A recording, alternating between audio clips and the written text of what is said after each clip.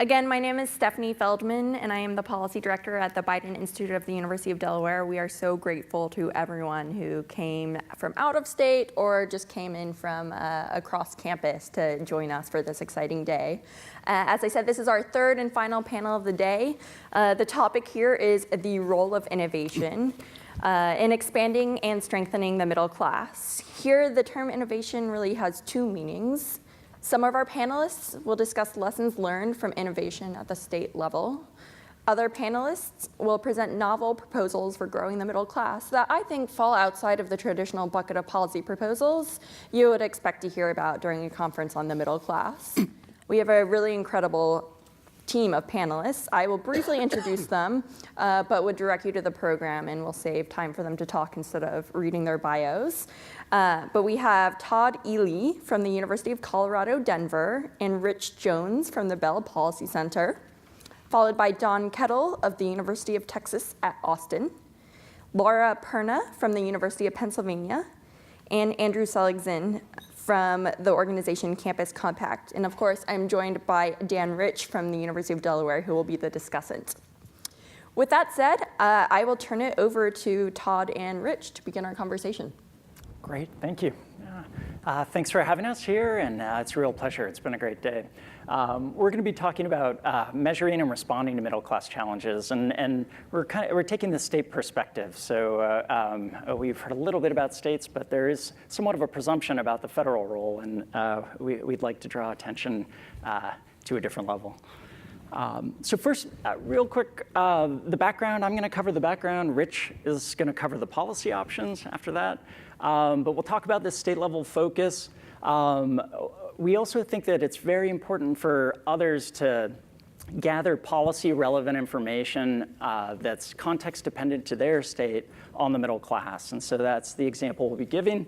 And then also just briefly mentioning kind of in the definition of middle class, thinking through kind of the aspirations and how middle incomes satisfy those aspirations. And I'll let Rich cover the policy options in a bit. So just as an overview, this is a project that was initiated by the Bell Policy Center, a group that's dedicated to improving economic mobility in Colorado. And we do have a report that's available online. And if people are interested in doing a similar exercise in their states, I would urge you to take a look. When we talked about innovation, one of the surprising innovations in the project that we did was that there's not a lot of state-level work on the middle class. Most of the thinking and the research and the writing is really at the federal level, and we have such a diverse country that the middle class story can change, across the states. Our study was modeled in part on Vice President Biden's Middle Class Task Force, which if people haven't seen that report, it's extremely useful and valuable and an important document for this discussion. The research, we focused on the family as the unit of analysis, and we spent a lot of time thinking about the composition and trends of the state's middle class to inform this debate. So how big is the middle class? What do middle class families look like? What are the ages of the middle class? Race and ethnicity representation in the middle class, education levels, occupations, industries, a very important debate on urban-rural, right? The differences, what does middle class mean in different geographies? And then also how the middle class is impacted by migration. A state like Colorado has a lot of in-migration, and so it was important to think about. So given that, I'm going to move on. And I would say the specifics on Colorado might not be of particular interest to each of you, but what I would hope is that you're thinking, yeah, how does our state look, right? How do our communities look when we think about the middle class? And in Colorado, like the rest of the country, we did find that the middle class is shrinking, not by a huge amount, but it's really important to understand that it's being offset by gains in both the upper and lower income groups. And so that feeds into kind of a growing inequality story, and that's critical to this. Maybe this shocked me. We found more than 3/4 of middle-income families are actually without young children in the home, and that's not the perception and the image we have of middle class when we think about the issues. And so if we're going to address the middle class, it's actually a broader range of issues than just school and issues around children. it's also an aging state, aging quickly. And we talked a lot about kind of a life cycle of the middle class and how middle class looks different, right, throughout people's lives. So probably one of the more important things, and maybe not a shock, but I think critical, is that when we look at race and ethnicity in the middle class, only white families actually show a consistent increasing share from lower to upper class in the state. And Hispanic families, which is the second largest group, the share of families in the lower income class is actually 4 times as large as the upper income group. So massively different. This is just what that looks like. If it was flat, that would be equal representation across the income groups for different race and ethnicities.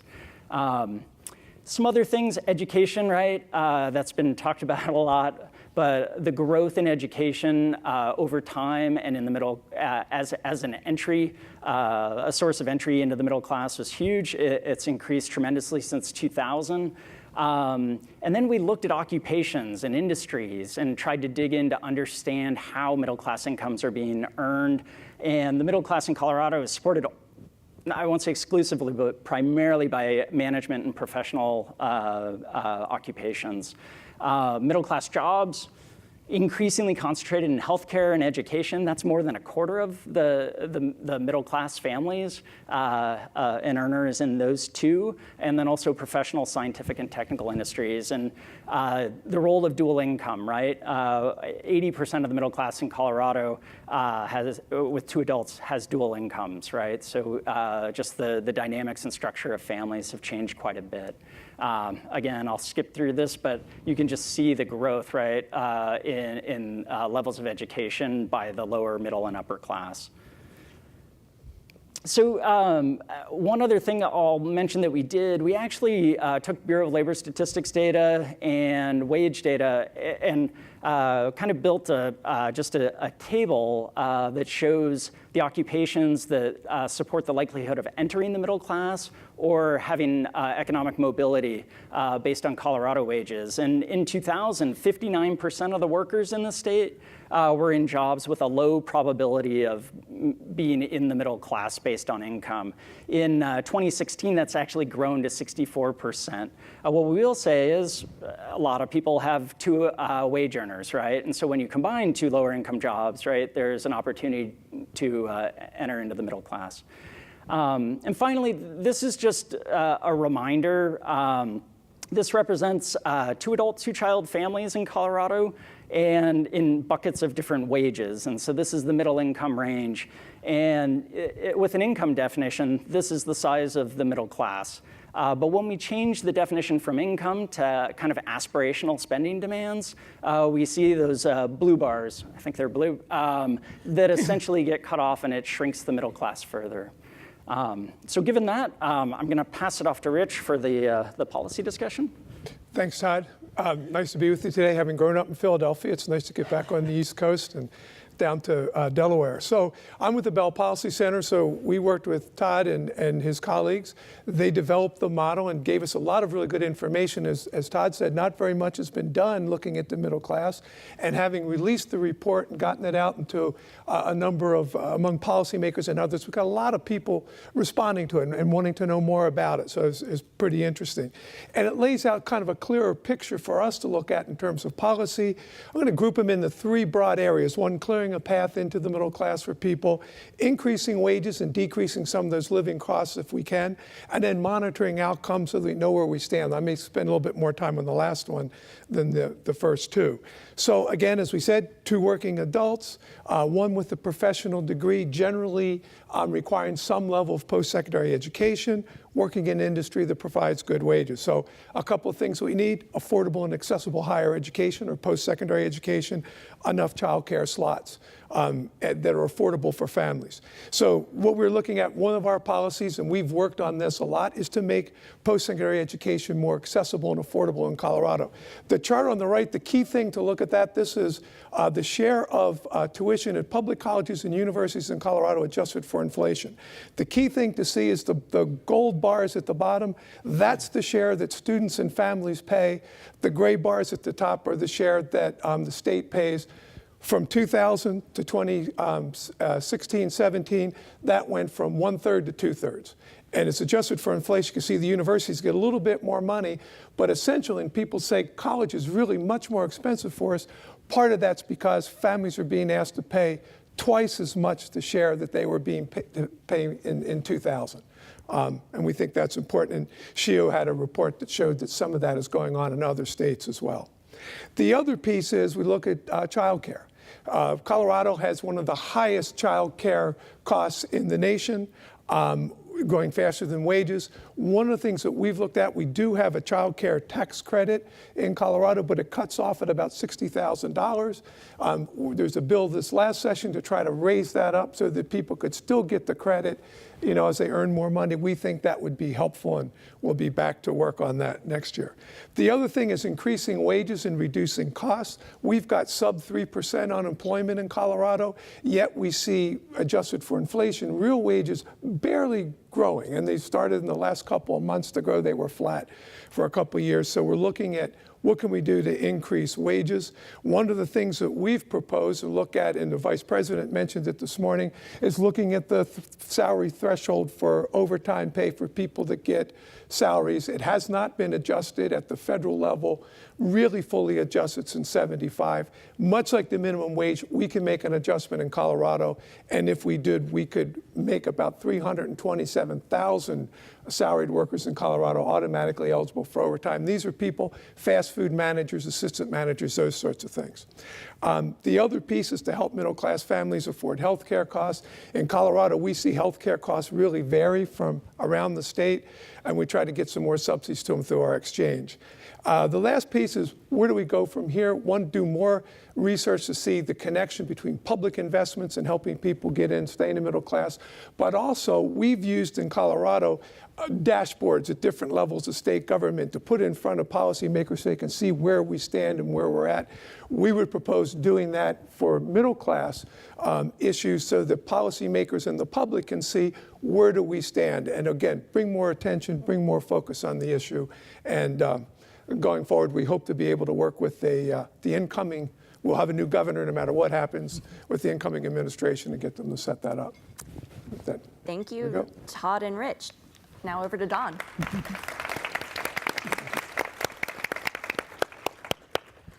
Thanks so much, and particularly Maria, I want to thank you for all the hard work in organizing this. Putting together a group of this size is just an extraordinarily difficult time, and the kind of conversation we've had today has just really been stunning. So congratulations to you and your team for all the great work that you've done here. Thank you. And I want to begin with a kind of thought experiment. Imagine back at the launch of the Obamacare website, and imagine if on the first day it had worked. My guess is that if that had been the case, there'd be a different president in the White House right now.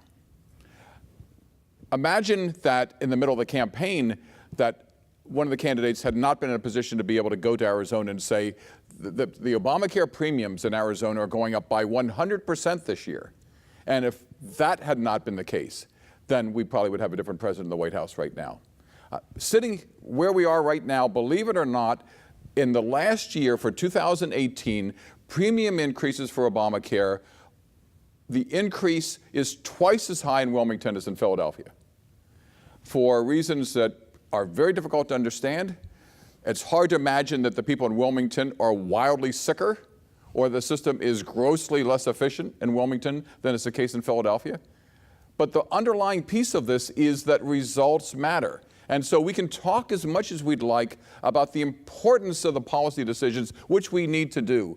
But in the end, if we can't succeed in translating from policy to practice, none of this matters. And one of the fundamental problems that has been an underlying theme that we've talked about today, if we don't succeed in solving that problem, then we'll never get at the problem of the middle class, because one of the things I'm convinced of is that the underlying problem that we're talking about here is that for many members of the middle class, there's this fundamental sense that government just doesn't work for me anymore. There's a sense that the social contract has been broken, that government promises and doesn't deliver.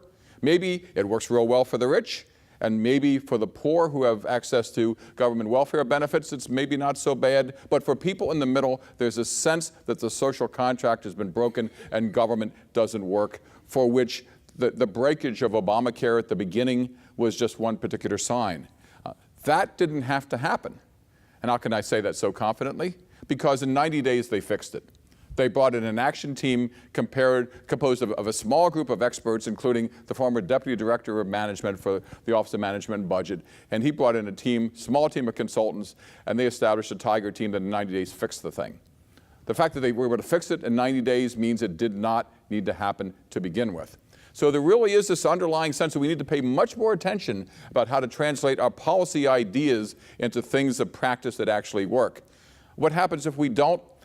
Many of you have seen this chart before, but this is one of the most depressing. I promise there's a happy ending to the story, but one of the most depressing things about American politics for the last generation has been the steady decline of trust in government. There was a boost in the Clinton years at the very beginning of the George W. Bush administration, along with 9/11.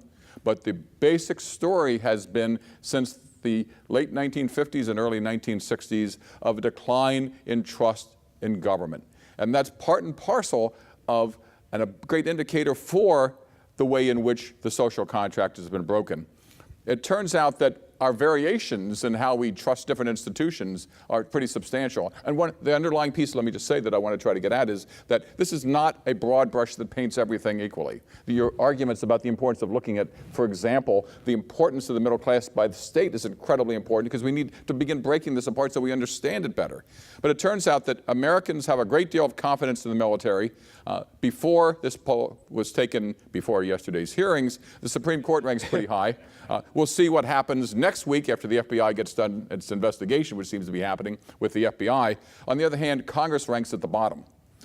There was a Washington Post poll a few years ago, in fact, that asked for people's opinions about Congress compared to other things and how popular Congress was, and it turns out that Congress in that poll was less popular than head lice. And so, this for a real poll. And so it turns out that we have enormous variations. So the public is at least capable of distinguishing among different kinds of pieces. And so it means that the level of distrust that we have is not locked in concrete. It also turns out that if you look at the United States in international perspective, it's a little hard to tell, but the black line there is the average for all organizations for economic cooperation and development countries. And the USA is a couple notches over to the right, almost exactly the same. Some countries have higher levels of trust than others. Some countries have lower levels of trust than the United States. The United States is losing ground, but it turns out that some countries are gaining ground, including Germany and Iceland and Israel. Believe it or not captured here in these data, one of the biggest growths in trust in government in the last 10 years has been Russia.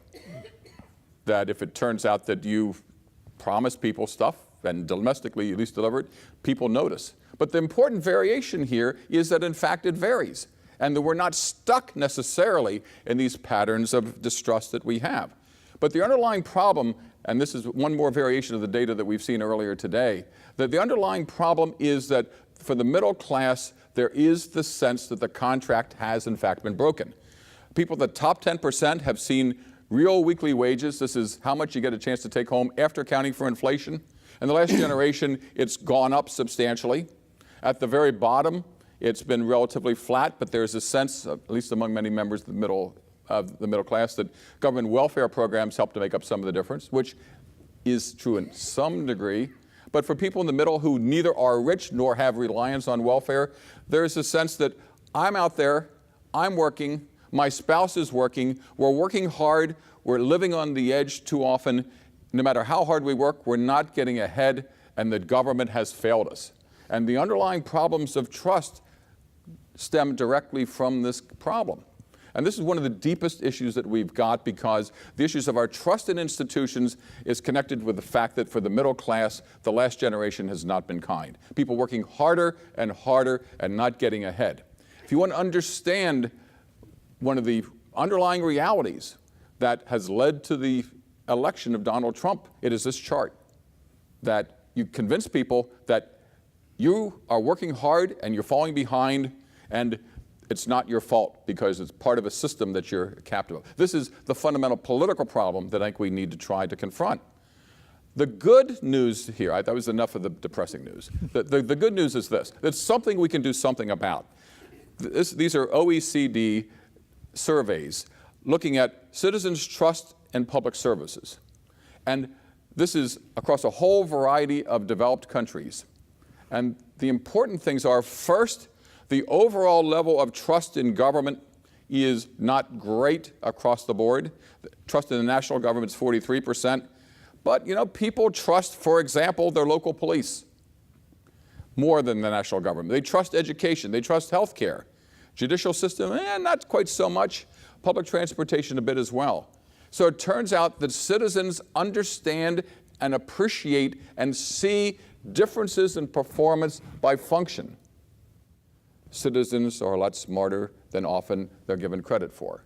The other thing is that if you look at the variation, what we have is the average is the blue line, the maximum is the black line, the minimum is the red line. So the difference between the minimum and the maximum also varies. So in some places, people really don't like it, and other places people like it a lot. In public transportation, for example, there's a relatively small difference between the top and the bottom. In the judicial system, there's a large difference. So there are lots of interesting ways of breaking this down, but the underlying fact here is that people see and notice the difference in the quality of the services that they get. So this suggests that it's really, really, really hard for an elected official to say, you know what I'm going to do is to make you all feel better by reducing income inequality. We would love to do that. That's very hard to do. So at that point, what do? We say, well, can't do that. We're just going to give up. Or it turns out that at the wholesale level, that problem is hard to crack. At the retail level, it's possible to do things program by program, and that citizens, when you do it, notice the difference. So the key to reestablishing the social contract is finding a better way to deliver the goods. And on the other hand, if you don't deliver the goods, really bad things happen. Look at Hillary Clinton and what happened as a result of the crash of the Obamacare website. Underlying all this is the fact that people complain about government. It's too big and they want government cut. But if you look at this chart, it turns out there's a whole set of programs here. What is it that you would like to cut, Republicans or Democrats? And it turns out everybody likes pretty much everything. So we all know we don't have too much government. We all want to cut it. What do we want to cut? There's no consensus for cutting anything. So what we really want is what we've got. But what we've got we don't think works very well. We want it to work better. And if it works better, we trust it more. But we trust it differently because we're smart enough to understand the differences. Those are some pretty interesting findings that really lead, I think, to some conclusions about what we can actually do. 3 basic points that government officials are in a position to drive better results. The first is focusing government more on delivering goods in a way that citizens like and appreciate. One example, turns out that the people who are in charge of administering our passports went and did careful investigations of what it is that's actually going to work better. And they improved the passport process enough that there are surveys of public and private government and public and private organizations about the level of customer satisfaction. And the improvement of satisfaction for those who manage passports was on the par of the very best private sector organizations. I've given up arguing about whether government ought to be run more like the private sector, but here's an organization in the government that actually ran as well as anything in the private sector. And people noticed because the survey results reinforced it. Strengthening employee engagement, engaging employees in the process of trying to do this, because it turns out that engaged employees perform better, and there's strong evidence on that. And it turns out that some agencies can do better on that. The VA right now, not so much. On the other hand, the best place to work in the whole federal government is NASA. And so we've got that piece. And the last piece, which is absolutely critical in restoring the social contract, is the importance of fairness. People want to be treated fairly. There's an underlying sense among many members of the middle class that government doesn't work for them, that they're not being treated fairly. And focusing on fairness is the fundamental piece toward trying to restore trust. And if we did that, we're not going to solve the problem of income inequality, but it would make a difference. Thank you so much, Don.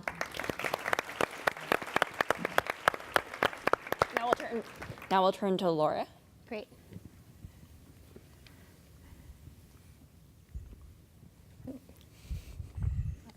Great. So hi, everyone. It's such a pleasure to be here. I want to add my appreciation for being included in what's been a terrific conversation today. One of the benefits of going at the end of the day is that you hear the themes that come out across different talks, and one of those themes has to do with education. The central premise of the work that I do is the assumption that one of the most important problems facing our country and other countries really is trying to level the playing field for higher education. So really ensure that everyone has the opportunity to go and complete college. It used to be that the US led the world in the educational attainment of its population. That's no longer the case. You probably can't read the list of nations here, but essentially the US is now at the OECD average in terms of the level of educational attainment of its population, of the 25 to 34-year-old population. We've heard a lot about the benefits of higher education, and this is just another picture. We could talk, there's so many different ways that we could talk about and describe the benefits that come to individual participants in society, but clearly higher education matters. It also matters for us to pay attention to the differences across groups in educational attainment, and we've seen a number of slides on this issue too. Part of why this is important, though, is that the U.S. can't get to the level of educational attainment that's required for the jobs that are being created unless we really close the gaps across groups. And the gaps are really big. There are lots of different indicators we could show. These are data that come from a longitudinal study that follows students from high school sophomore into 8 years out of high school. And here you see that 15% of students who are in the lowest socioeconomic status attain at least a bachelor's degree within 8 years, compared with 60% of folks in the highest quartile. These are really big differences, and they're not closing over time. Okay, so what is free college? There's been a lot of attention to free college emerging as a potential innovation. This could be a way to help address some of these issues. This is an article from Inside Higher Ed, which is one of the daily trade presses that come to folks interested in higher education, from just a couple days ago. And this article talks about 10 folks who are running for governor have some version of free college as part of their campaign platforms, and and even more candidates for Congress are campaigning on some aspect of free college. So this is something that's out there as a potential innovation. There are lots of examples. Perhaps you're familiar with at least some of these. So a picture on the top of Tennessee Promise, which is one of, was pointed to by President Obama as a potential model. Sorry, I'm losing my ability to speak this time of day. So a potential model, and essentially offers the opportunity for free tuition at community and technical colleges in Tennessee. At the bottom is the Kalamazoo Promise, which is also a well-known program. It was started in 2005 and really focuses on improving educational attainment in the particular place. So that offers a financial award for folks who graduate from a Kalamazoo public high school. There's also the Delaware SEED program, which maybe you're familiar with, the Student Excellence Equals Degree program. And this is available for Delaware residents who graduate from a Delaware high school. If they meet a minimum grade point average, you receive a last dollar scholarship if you enroll in the fall after graduating from high school and attend a Delaware Technical Community College or the University of Delaware's Associate of Arts program. So there are a lot of different versions of these programs that are emerging. One of the things that I've tried to do over the past couple years now is really understand and begin to try to bring order to these different programs. From a research perspective, it's hard to be able to say what do we know about what works unless we really understand what these are, right? And so we have a database on my center's website where we're really trying to collect information and be a place where folks could come to learn some of the basic characteristics of these programs. In terms of the definition, there are 3 characteristics that all of these programs have. So one is a goal of increasing higher education attainment. A second is offering some financial award beyond the existing federal or state need-based aid program, so beyond the Pell Grant. And there's some sort of place-based eligibility requirement, and we're defining this broadly. So living in a state is a place-based eligibility program, but some of them are targeted to people who graduate from a particular school or live in a particular county or city. We've also tried to identify some categories of programs, and perhaps this gives you a little bit of a sense of the variation of things that could potentially be in this umbrella of programs that meet those 3 basic criteria. One of the questions we've had is, how do these new initiatives really differ from the long-standing state-sponsored financial aid programs that we've had for a long time? The community college programs are among the fastest growing programs. I can't believe I only have 5 minutes left. So why might these be a promising innovation? So we know what, the research tells us what students need in order to go and graduate from college. You have to have the academic readiness, you need the money, you need the information. But we also know that those things vary tremendously. They vary based on the characteristics of your family, they vary based on the high schools you attend, they vary based on the colleges, they vary based on the place you live. And so it seems like, if we're thinking broadly, as Vice President Biden was expressing this morning, there are ways that we could design and implement these programs to address some of these things we know matter, right? So we've talked some about, the challenges that could be addressed, the challenges of paying college costs. They could be designed to increase awareness. So one of the blessings and the curses of our system of higher education in the US is that it's large, it's diverse, but it's really complicated, right? And one of the aspects that it's most complicated is in terms of understanding what it will actually cost to go to college, right? You have to go through a lot of steps before you actually get that financial aid award that tells you what that expense is going to be. The FAFSA is complicated, and we don't have enough resources in the schools that students attend, especially students from underserved communities, to help navigate these processes. We also have challenges with academic readiness, a lot of variation across high schools, and so as a result, too many students have to start college with developmental coursework. And then if you start in a community college, there are challenges taking your credit and transferring it successfully to a 4-year institution. So we just have a lot of systemic problems in our system. So are these a promising approach? There have been also, quite recently, at least 2 reports that have been quite critical of free college programs. And the essence of the critiques in these reports has to do with the extent to which these programs are or are not really focusing on students with the lowest incomes, right? And so this is a question about who's being served by these programs. I'm an optimistic person. I think we all are, to be here to try to keep doing this work. And so the questions I want to pose here, can we design, implement, and refine programs to really address the barriers that we know are in place? So can we address the financial barriers? And that really has to do with the structure of the financial aid award. Many of these programs are last dollar, and so that means they cover the difference between tuition and whatever's not covered by need-based financial aid. And that's the critique, right? For low-income students, that difference is very small, right? And so how can we think about how to meet the financial needs of different people? And of course, tuition is only one of the costs. There are a lot more costs of going to college. And so maybe this attention to free college is a way to think more carefully about what really are the financial issues. Second really important question is, who is getting these awards, right?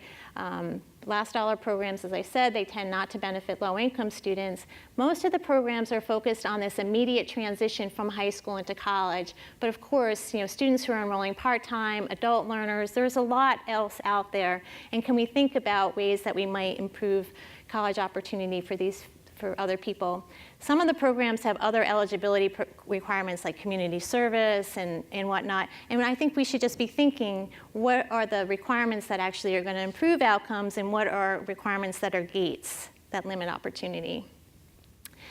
Another question is around improving knowledge. If these programs are so early awareness matters, right? If you know you can go to college early in the educational pipeline, you're more likely to take academically rigorous courses. You're more likely to plan for how you might pay the costs, right? But to get that benefit, people actually have to know that these programs are available, and they have to believe that they will get the aid. And so what's the messaging? Can we think about how to structure these programs to improve academic transitions? So, as I mentioned, a big challenge is the difference in resources in K through 12 schools. And so can these initiatives really be an encouragement for us to look at the academic preparation available? Can we think about ways in which students who are going to go to a college can actually transfer?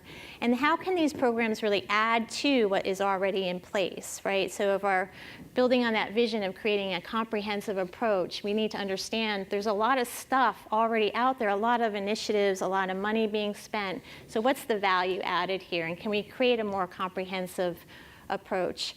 Really important is the sustainability. So many of these programs are being designed with regard to trying to assure that they will actually have the money to pay to students, right? And so there are design decisions being made that are influencing the answers to those questions that I just previously raised. For the free college, so the last dollar programs, the amount spent really depends on the amounts of aid that are being allocated to Pell Grants and state-sponsored aid. We know that the purchasing power of the Pell Grant has declined, and so how do we think about how these different sources of aid can really come together in a sustainable path and ensure college affordability? The political sustainability is also clearly important. We need to have the leadership, and people have to believe that these programs might make a difference if they are actually going to. So I think, just in summary, there are opportunities here. There's a lot of critique. There's a lot of energy, though, that's being spent on these initiatives. And so I'm hopeful that we can think about ways in which some of these things that we know matter can actually be addressed going forward. So thank you. Thank you, Laura. And finally, Andrew. Good afternoon. There is great risk and opportunity in being the last person to present one of these papers after a day of them. The risk is that you have nothing to say that has not already been said. The opportunity is that some of the things you might say can link to things that have already been said. So to minimize the risk, one thing I did was all the sort of charts and graphs that I'd collected in a file on my laptop, I decided not to put in the presentation. That was a good call because just about all the data others have presented, so that worked well, and I'll refer to some of that. The opportunity comes in the form of, for example, when Heather Boucher earlier on, I always love this when economists end up saying, right, that the real answers are in political science. I'm a political scientist. When she said that ultimately what we have is a problem of democracy, right, that we can generate the best public policies in the world, and there's a question of whether we will have the will to implement them and whether we have a political context in which it seems advantageous to those who make decisions to do so. And so that's actually what I want to talk about. And I'll tell you how I'm going to head there. So I lead an organization called Campus Compact. We have about 1,000 colleges and universities who are our members. We share a commitment to the public purposes of higher education. The great executive director of our Campus Compact for the Mid-Atlantic is in the back of the room. Madeline, say hello. There we go. And so if you get fired up by anything I say, talk to Madeline and get to work.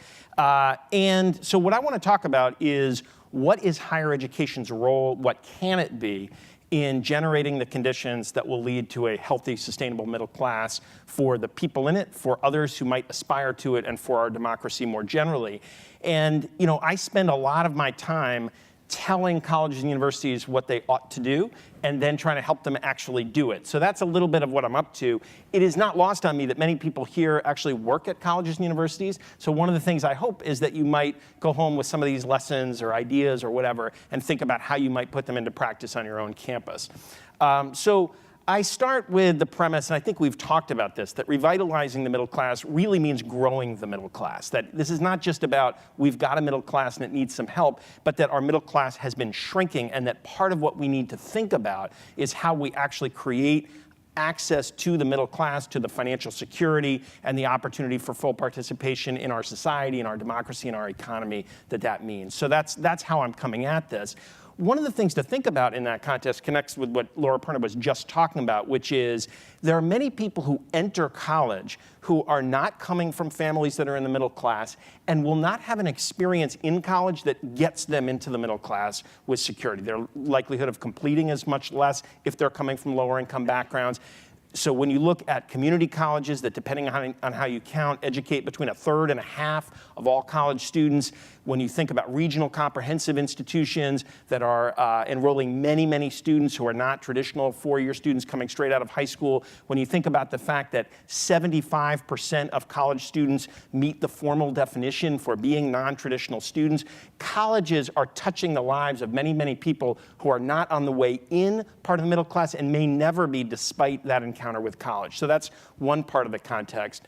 And most importantly, from my perspective, if we think about this as a problem of democracy, what we are talking about is the fact that growing the middle class will require giving voice or enabling voice for communities that have historically been excluded from opportunity in our country. So for me, the real question on the table is, how can colleges and universities contribute to changing the civic and political landscape such that more and more people who have historically been exploited from full participation economically, politically, socially will have that opportunity and will be able to shape the political dynamics both at the local level and nationally.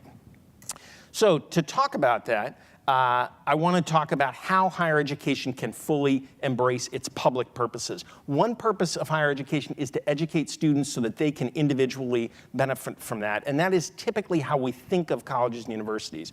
But most of our colleges and universities in the country, and this is another topic we can talk about, are either public or not-for-profit. They are formally organized to serve the public good, and they make a representation to the world that that's what they do each and every year. And so the question of how they can maximally fulfill that function is what I want to focus on. Okay, and so to do that, I want to talk about what we might think of as two dimensions of the public mission of higher education institutions. One is what we might call the anchor mission, and that is the idea of colleges and universities as institutions that are anchored in places much more than, say, corporations, which come and go. And they're similar to other things like hospitals, public school systems, that once they're in a place, most of the time tend to stay there. So how can higher education institutions undertake that role? And then the second role is what we might think of as the civic education mission, the role that colleges and universities have in educating their students to be full, effective, thoughtful participants in our democracy, both locally, at the state level, and nationally. And a central argument I want to make is that those two missions turn out roughly to be the same mission, that they are intertwined in fundamental ways, and that if you try to take on one without the other, you will undermine that, undermine the other side and the side you're taking on. So let me make that case a little bit. So to start, let me say a little bit about what the anchor mission is. You might think about it in a number of ways. Part of it is using the economic might of the institution to support the creation of an equitable local and regional economy. So local purchasing policies, policies incentivizing, in some cases, living in, say, low-income communities where a university is located for employees to help generate local activity. Employment policies, contracting policies that open the door to minority-owned businesses, to locally owned businesses, to businesses owned by women, and in general to help create more equitable landscape. It also has to do with participating in partnerships with K-12 public school systems, for example, with healthcare providing institutions, youth serving organizations, to leverage the research capacity and other elements of the university or the college to benefit the local community. Many institutions like community colleges, this is how they think from the ground up very often. They are about the communities. This is quite natural. Other institutions, this seems very distant from the ways they organize themselves. That's the anchor mission. The civic education mission, I think we're more familiar with, but what I want to say is we need to think of it in ways that are not about traditional civics. We know that, for example, experiential learning is extremely powerful in generating the kind of learning and commitments that will lead students to be engaged citizens for the rest of their lives. We know that educating students about not just how institutions work in a neutral way, but how the actions of institutions are connected to the real lives of people that students actually encounter through their learning is a powerful way to get them to think about how they can be part of creating solutions. So civic education is something that can happen across the curriculum. It's something that can be about connecting various sorts of knowledge in the sciences, the social sciences, the humanities, to questions about the goods of local communities and national and global communities. So those are the things we're talking about. So how are they connected to each other? So On the one hand, if your interest is in fulfilling the anchor mission of institutions, the most valuable thing that colleges and universities can do is produce graduates who will themselves contribute to a more equitable local and regional environment. They will participate as citizens, they will be active, they will hold public officials accountable for creating and implementing policies that benefit communities that have historically been excluded and that serve the common good generally. And it turns out that if you want to do that, colleges and universities have to model this behavior in the way they undertake their own practices. And we have a lot of evidence for this. So there's evidence both from K-12 schools that the strongest signal students get about how they should behave is how the leaders of the schools behave. We also have evidence from tools like the Personal and Social Responsibility Inventory, the National Study of Learning, Voting, and Engagement, that the most important indicators of whether the things we do to educate students for democracy work is the conclusions students draw about their own institutions. If they believe that the institutions are committed to equitable and just communities and that they actually put that into practice, students are likely to develop values and to implement the learning in that direction. And if they don't believe it, it doesn't really matter what happens in their courses or co-curricular experiences. They tend to become cynical about the possibilities of more equitable and just communities. So if you want students to be educated for democracy, you need to undertake the anchor mission in a visible way. And the flip side is, if you want to succeed in the anchor mission, you need to be producing graduates who themselves will contribute, and that means taking seriously the content of educating students for democracy. Not some students, all students, not just students who study political science, but students who study career and technical fields and everything else. Okay. So how could you make this happen? And these are just a few examples of federal and state policies. We've seen some very successful grant programs in the past through the federal government, like the Community Opportunity Partnership Center grants and others, that incentivize colleges and universities to develop centers and programs to build partnerships with communities to advance common goods. Mostly those historically have focused on urban communities.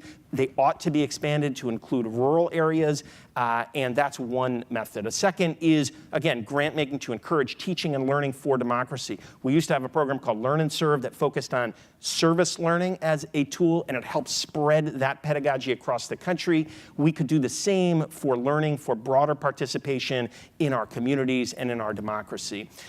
We could amend the Higher Education Act to require accreditors to monitor not just the individual quality of education students receive, but the extent to which institutions are taking on their public mission. The Higher Learning Commission, the accreditor for 1,000 institutions in the Midwest, has led the way. They have a draft set of revised requirements that would expect this out of colleges and universities, and other accreditors could follow, but the federal government could push them in that direction. We can amend the expected learning outcomes that states impose on all public institutions. This has happened again in Massachusetts and Virginia to include civic learning outcomes, learning for participation in democracy, and we could allow institutions to innovate on the basis of that addition to the learning outcomes they're already seeking to achieve. We could expand funding for broader impacts and broader participation in federal research. Again, these are categories now for NSF and other agencies, but they weigh very little in the overall evaluation of grant applications. And we could require that more federal work-study positions have a public-facing role so that students, through the way they're paying for their education, are being engaged in work that benefits communities broadly. And again, in addition to all of this, you can all go home and start conversations with your faculties, your deans, your provosts, and staff and students on your campus about how your institutions can undertake this work, even given the constraints of our current policy environment. So thank you. Thank you, Andrew. And finally, Dan will give some remarks to tie these panelists. So I am truly the last speaker. The last speaker on the last panel after a long day. And I want to commend my fellow panelists here. And I've read their papers, and I encourage you, as we make them available, to do the same. And could spend my time commenting. But I really would like, because I'm the last, to try to bring some of the pieces together and maybe do so across the day. And start with talking a little bit about understanding of the challenge, how we're understanding the challenge based on what's been said. And then I want to take the Vice President up on his charge to us. You remember he said, no orthodoxy, right? What's the big idea? So I'm going to try a big idea. Now, if you like the big idea, it could be your big idea. If you don't like the big idea, it's just my big idea, right? And that'd be fine. But I don't think it is, because I think it comes from all this. And then after, I want to close with why I believe it's very much achievable and what we could do to help achieve it. Okay, so that's it, the three things. Okay, first is the problem, right? So the problem you've heard is a variant of the connection and the interdependence of democracy and the American middle class, right? When one is strong, the other is strong. When one is weak, the other is weak. And right now, both are weak. Both are weak, I know it, not only because of the economic data on the middle class, but because we would not have those conditions in a truly democratic society under any definition that anyone in this room that I know, right, would accept. So we have to solve the problem of the undemocratic society in order to carry out the policy proposals that we have made, right? That's what we need to do. And we have a problem. And one big problem we have with doing that is the people we need to help us solve that problem are not in the room. And those are the ones who are actually experiencing the problems of the American middle class. We have American middle class people in the room, but not the ones who are so much struggling, for the most part, right? And so far, as Don has pointed out, and I agree, we have not captured their imagination, okay, with these explanations for why this is the condition they're experiencing. We have not made a connection, as some of you will know this phrase from our show, right, between their own personal biographies and experiences, right, and the conditions that are creating them. And until we do that, then we're not going to solve the political problem of the democratic society that will enable us to solve the problem of the revitalization, right, of the middle class. So that's the first. The second is a proposal. I would say that more than half, I didn't count them all up, of the proposals that were made dealt directly or indirectly with education. Right, and that makes sense, right? Because we really do believe it's fundamental, right, that there's a sort of gateway character to education at various stages. It's just known and we understood it, right? But I want to proclaim that if we try to fix it here and we try to fix it there, well, those fixes are all really nice and they're good, right? And we already did the experiment and we know that opening up access makes a difference, right? That we really need a comprehensive overhaul of education in America. And what would that mean? Okay, what it could mean, what you've said, if I put all your pieces together, right? If I remember that one of the policy options in your analysis was early childhood, but you called it care, I would call it education, and my colleagues here would tell me they've taught me the difference, right, between the two. It's not the same. It's not in order to enable parents to go to work. It's in order for the children and the next generation to succeed. Right? So I think what we need to propose is universal, lifelong public education in America, right? And it's universal, lifelong, because if you said where would it start, I'd say it needs to start pretty soon after birth. I'm told 6 weeks kind of works, right? 6 weeks, right? And here's what else, right? Why? Because now another group that's not represented here, unless there's any neuroscientists, actually had one. Robin was here and is bioscientist anyway, right? We know that 90% of brain growth occurs in the first 5 years, and we start kids in kindergarten when they're 5 years old, right? And the poor kids are the ones who suffer the most, and that's what leads, ultimately, a critical factor. If they're not doing that, we're not going to have to worry about what their job placements are. Right? If they're already behind at age 3, we already have an achievement gap. So I would say, and I would recommend any of you not having read or come across the work, I wish he was here today, was Jim Heckman, who's a Nobel economist at the University of Chicago, that says the greatest single return on public investment is investment in early childhood education. So if you're asking what we're going to get a big boost in productivity and growth, and that's what everybody says is generating, right, resources for us to reinvest. So that. And why lifelong? Well, lifelong because, as we have all said, we actually are in a different kind of condition than we were in, right, in the previous. I think Leland started this with ideas of industrial models, right? If we go back 25 years, would we have anticipated many of the jobs that exist now? What do you think going forward? So how do you know when you've given somebody enough education? How do we really know that community college, 4 years, graduate, or this field is enough? And the answer is, in humility, we don't know. No one knows, right? So we have to help people prepare, but unless we want to make it their solo mission, then treat it like a private good.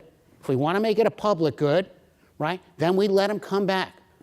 Then education is a right of Americans, right? And they all participate in their right. And then the other thing, or this won't work, unless we change how we deliver education, because most of our K-12 system is still organized around a factory model, right, that was designed at the end of the early 20th century.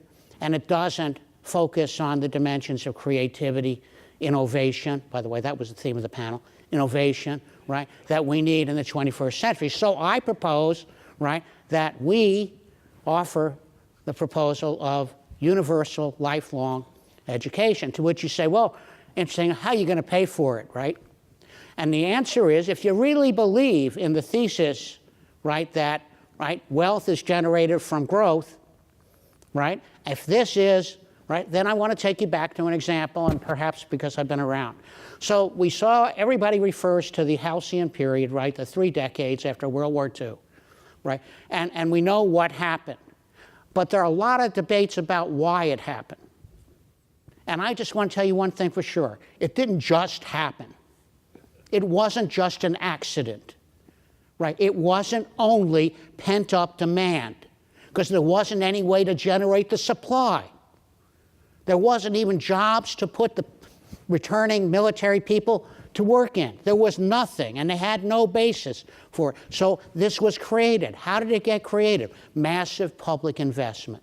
And the largest portion of the massive public investment was creating the education system that we now have in America at every level, right, including K-12. We didn't have the K then as public, right? All right, we did, because, and if you think, well, how's that? Well, let me tell you something, right? There was not more than 50% of Americans receiving a high school education till after World War II.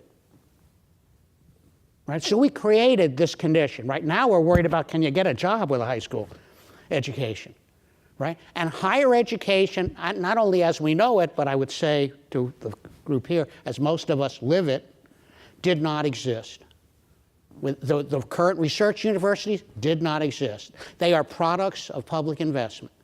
And we did it, and we had the greatest string of prosperity that we've had in US history. It was the longest period, and it was the only period in which many, not most, because we were not as inclusive as we would need to be, but many of the boats rose. And they rose particularly for what we're now defining as the middle class. That's where it literally gets defined, right, is in that period. So we did it once, and we could do it again.